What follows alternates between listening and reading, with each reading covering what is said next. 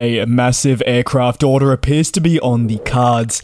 A airline purchase agreement has been terminated, and there's new branding to go over. That is all coming in today's aviation news recap, and beginning right off the bat with Cebu Pacific, which are reportedly eyeing the purchase of 100 to 150 narrowbody aircraft as part of future fleet plans. The Philippine-based carrier will look towards Airbus or Boeing to provide the aircraft, as it does submit requests for proposals. If Cebu Pacific could secure a deal of this magnitude, it would be the largest ever jet purchase in the Philippines and a strong indication of their own plans. Cebu Pacific hopes that by placing an order tallying 3 digits, it'll be more than doubling its fleet by the midway point of next decade. Southeast Asia has, according to many, experienced substantial growth and also a rebuild following the global pandemic, but it really is the growth that is of the most interest.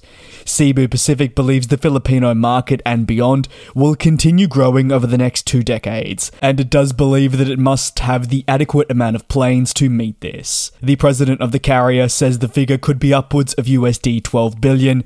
However, as widely reported, known and often discussed, heavy discounts are often handed down to airlines when placing orders. Cebu Pacific does operate a fleet of 53 jet-powered aircraft with 11 units in storage, and notably this is spread across all Airbus aircraft.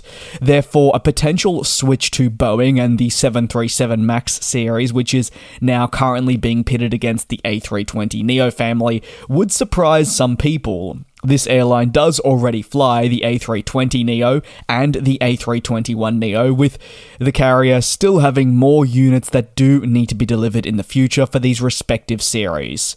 The future units will help replace existing CO variants from the same aircraft families, and when it comes to their wide-body fleet, well, they also have the A330neo at their disposal with 5 in service.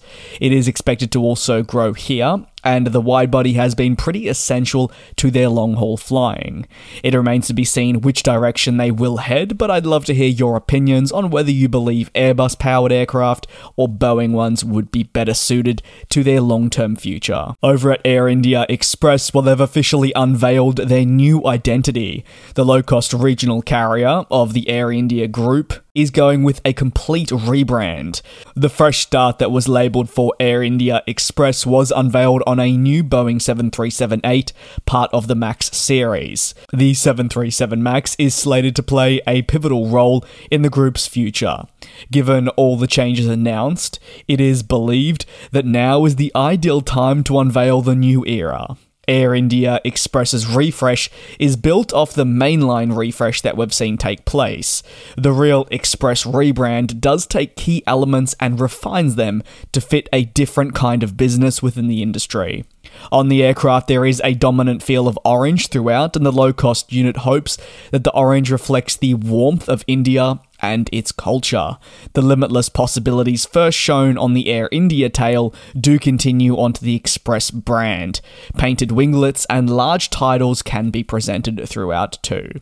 As part of a commitment to 470 aircraft, the Air India group says it will receive 1 aircraft every 6 days through to 2024, a significant commitment that'll continue steadily for years to come as all these planes are delivered. The new aircraft include narrow-body and wide-body planes. These planes will be used for various missions and to reflect the ambitions that have been laid out by the Tata Group. The rebrand for Air India Express, though, is very much part of the group's significant rebuild and transformation. Tata Group has a vision for these companies to become world-class. However, to achieve this, much must change. Air India has had a tough time in recent history. This has included several financial troubles and substantial backlash from the public. The backlash from the public has centered around a very poor cabin product, below par service, and much more that overall impacts the experience that their customers have. Air India has committed to hundreds of new planes, revamping the cabin product, and a thorough rebrand. As part of all these changes, the hope is that the past can be put behind them. They want a future with limitless possibilities, which aligns with critical focuses we've seen through the Livery. Qantas has announced the termination of acquisition plans outlined for Alliance Aviation. A termination actually comes following their initial agreement, which was revealed in May of 2022.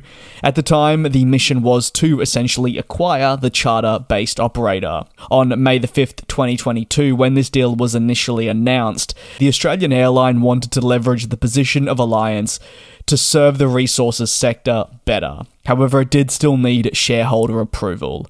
Almost immediately, such a deal between Qantas and Alliance received strong opposition. Initially slated for hopefully a prompt completion, the critical competition regulator flagged the acquisition in April 2023. This is the very same competition watchdog that has been keeping a close eye on the developments at the Qantas group recently, and has attempted where possible to ensure that the landscape for travel is fair within the country. They believe that if Qantas were to acquire Alliance fully, that wouldn't exist. Every attempt by Qantas to really expand their business through new partnerships or expanding on existing ones have mostly been rejected in recent times, and while this deal has now been terminated, the Qantas group says it will be keeping a close relationship with Alliance, just maybe not to the level that they initially had anticipated. Qantas still feels that the relationship is hugely valuable to their overall business. Qantas says the group will retain nearly 20% of Alliance as part of its long-term vision that will see Alliance operate up to 30 of its E190s. The split of E190s comes about following Qantas exercising options for 4 more additional aircraft, bringing the total number of E190s operated to 26, but again, you do have to factor in those remaining 4 options. And they'll play a pretty fundamental role in the long-term growth of the Qantas group, which, as you may recall, is undergoing one of the largest fleet structures we've seen at a carrier in such rapid succession, with seemingly every aircraft that is currently operational already having a replacement secured, and the transformation program about to begin. We'll really see the beginnings with the arrival of the Airbus A220 that will replace the aging Boeing 717s. With all that being said, while the rebuild of the fleet is hugely exciting from an aviation enthusiast perspective, the Qantas group has a lot still it needs to figure out. Highlighted through a tumbling share price, the group continues to find itself in hot water seemingly every single week, and over the past month, many executives have departed the company as it continues to go from bad to ultimately worse. That is going to conclude today's aviation news recap. If you have absolutely any thoughts on any of the topics covered, you're more than welcome to let me know down below in the comments.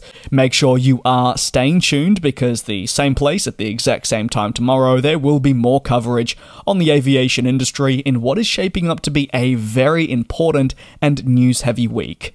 Thank you very much for your support. Please do take care. Also, do be safe, like I always say, and I will see you tomorrow.